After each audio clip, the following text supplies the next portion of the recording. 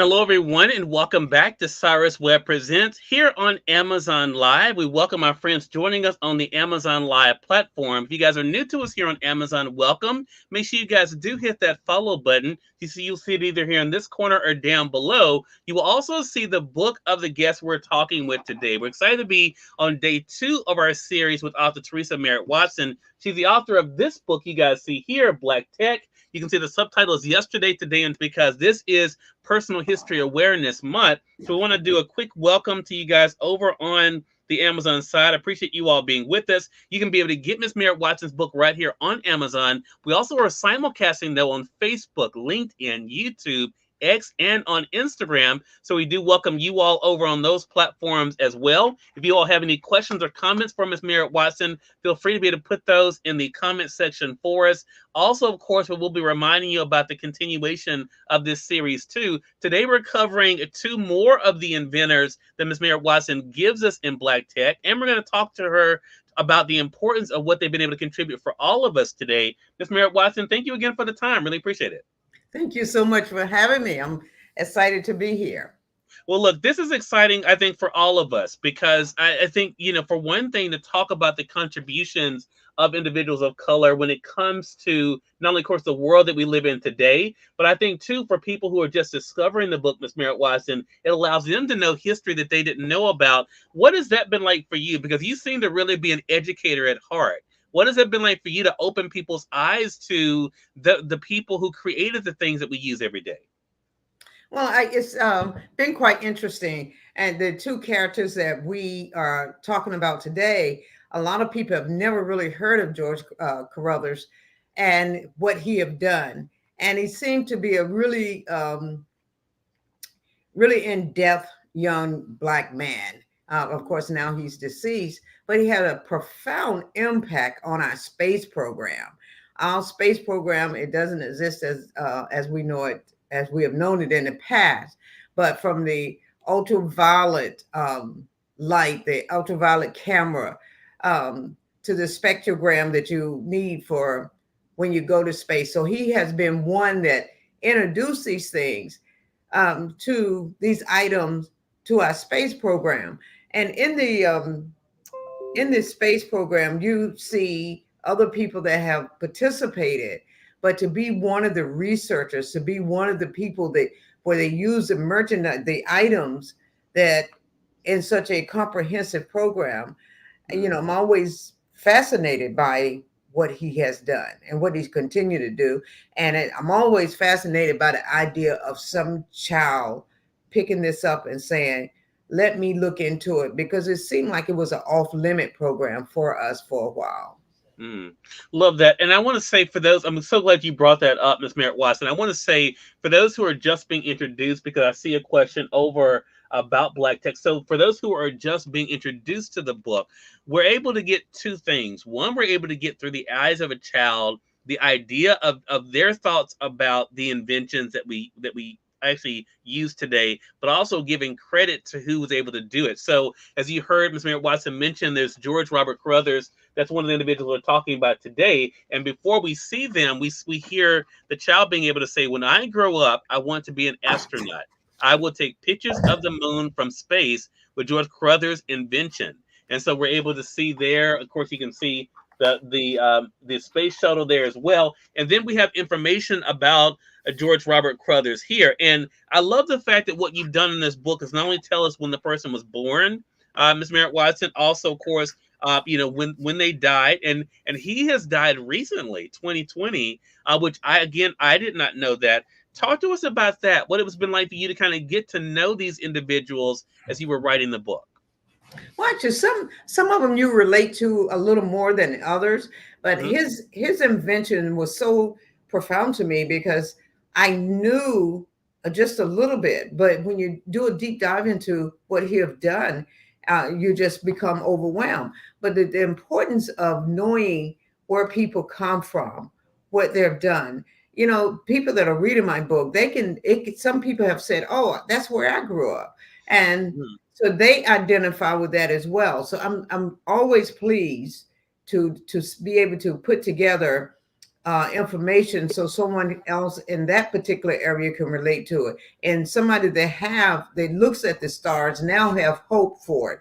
and Mhm. and and we'll talk about it more, because the main reason that I have people educational background is for three reasons: is to showcase the HBCUs, which is a historically black college, and what comes out of that unit, that those institutions, and to showcase the fact that sometimes you have things where people don't go to college and they're still successful and have impacted the world. And I wanted to make sure that I didn't leave out the PWIs, and that's Mhm. always been important to me. But they'll always be there. And George Carruthers actually is one of the individual that did his whole career in a PWI process, but his career, and I mean his old educational career was in that environment.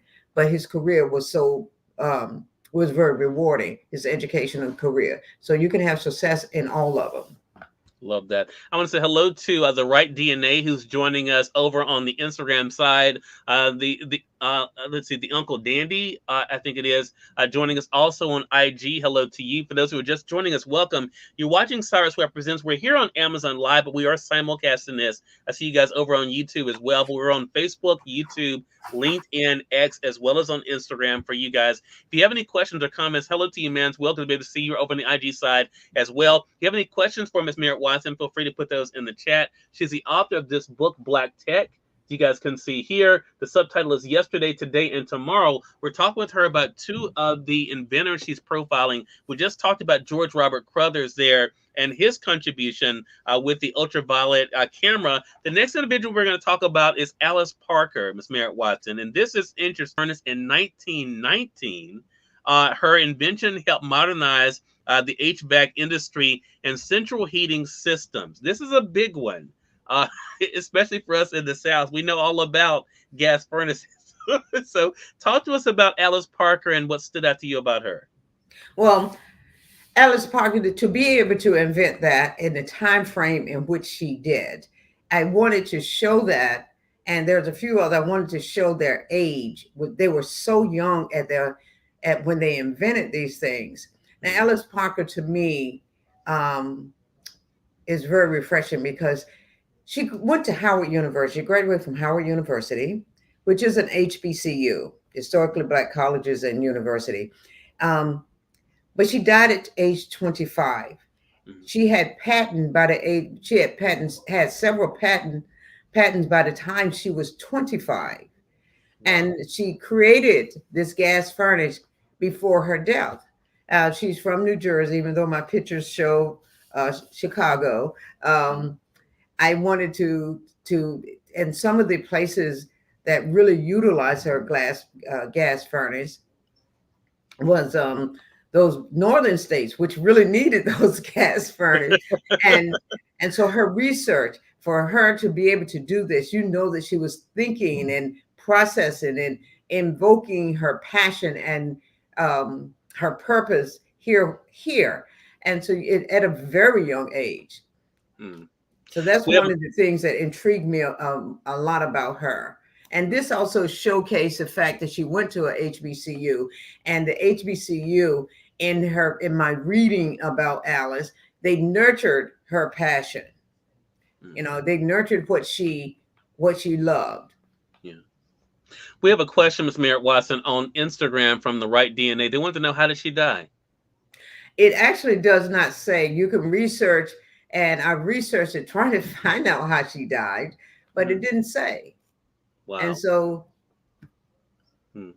Yeah, to be two things there stand out to me just in that. For one, to be so young when she died, but also to have been born in 1895 and to patent this in 1919. To think about that, it really does show how young people can be able to make a difference and the impact of young people. Is that one of the things that you hope young people reading the book take away, Miss Merritt Watson? What they can do, they don't have to wait till they grow up. They can make a difference now. well, if you don't leave out the nurturing part of a young child, Hmm. any child, black or white. But for me, my focus is African American. But I think that in at home and at school, if we can get people to nurture our kids' interest and passion, you could see it just continue to grow. If the child say, okay, well, I am interested in electronics, or improving something that currently exists, or say the furnace. I think we should have a smaller HVAC system, maybe whatever it is. If they have that interest and they start shaping it at a young age, because they learn how someone around them is nurturing what their interest is, you can come out with the Alice Parker. So it's very important for our parents, our African American parents, to nurture whatever the kids' interest is. And if they deviate, they deviate. But usually, sometimes they come back to where they started out originally. But without that nurturing piece, it's sort of hard for a child to continue and stay focused and grasp what they need to grasp. And if you see throughout the book, particularly some of them, the parents just kept working with them, kept pushing them, even though they had hard work. And she was born in New Jersey. Mhm. So Got a question from YouTube. You mentioned PWI. Can you explain what that is? uh, it's a predominantly white institution. Got you. Okay. Yeah. Okay. You know what? I couldn't answer because I didn't know either, Miss Mary. Hey, look. So look. They asked the question. That's why I just asked it. Yeah, yeah. Okay. Okay. So that's PWI, predominantly white institution, and HBCU, historically black college university. That in itself is learning. So see, there you go. Even that I think helps the child to be able to know, right? I mean, to be able to help them with their learning. So let's talk about this for a moment, Ms. Merritt-Watson. So for those who don't know, we're covering, there are 14 inventors that Ms. Merritt-Watson covered in her book. We're covering two per episode. And we want to thank you guys for making us the number one. I was telling Ms. Merritt-Watson, the number one media show on Amazon Live yesterday with our series. We hope to continue that up as we go throughout this. We'll be back tomorrow with two more inventors. But I do want to talk about, it's interesting. We've now covered four inventors. And I think if I'm counting correctly, three of the four have come from HBCUs so Yes. far. Ms. Merritt Watson, what was it like for you to see? Did you know that going into your research, or was that something you learned as you were researching the book? Well, I did know that a lot of the inventors in the Black community did start out. Their start came from HBCU, Hmm. and the HBCU tend to nurture some of the things that African American have. They have an interest in. Yeah. But that was also, Cyrus, done on purpose. Okay. I've done it on purpose because sometimes the value of HBCUs are not there. And when they have a really strong value and purpose, and it's a way to be able to showcase our HBCUs. Um, there was a point in time a few years back where people were stating and saying that HBCU should no longer exist since we no longer have segregation, and so there was no real purpose. But there's a real purpose for HBCUs, um, and I just wanted to keep them in the forefront and possibly encourage people to just join an HBCU. In the fact to say, okay, I'm gonna give $5 a month, just pick one, and Hmm. so it's just to keep the HBCUs at the forefront. Gotcha. And it's great. Also, it's a great research item, I think, for us too, to find out more information about these colleges as well. Hello to you, Melissa. It'll be able to see you over on the IG side as well. Again, thank you guys for joining us for part two of our series with I was about to call you Doctor. To Theresa Merritt-Watson. She's the author of this book, Black Tech, yesterday, today, and tomorrow. You all can get it right here on Amazon. You can get it either in the print edition, like I have here, or they have the Kindle edition. I think some of you have already, even during our segment here, have already been getting your copy of it. So we do thank you for your support of that. She will be back with us live tomorrow at the same time to go over the next two inventors in the series. For those who are tuning in on Facebook, LinkedIn, and on YouTube as well, yeah, you three, there's a link that will bring you all over to Amazon. We weren't able to put the link on the X side or on Instagram, but there is a link that will bring you guys over to Amazon. You can be able to get the book for yourself. So make sure you guys do that. Hello to you, Masai. Good to be able to see you over on the IG side as well. Ms. Merritt-Watson, thank you again for another great segment, and I'll be seeing you tomorrow. Thank you so much. And thank your audience for listening. Yeah, I appreciate them as well. And we definitely thank you all for tuning in to another great segment of Cyrus Webb Presents. Until next time, you all make it a great one. We'll talk to you soon. Thanks again for joining us. Appreciate it.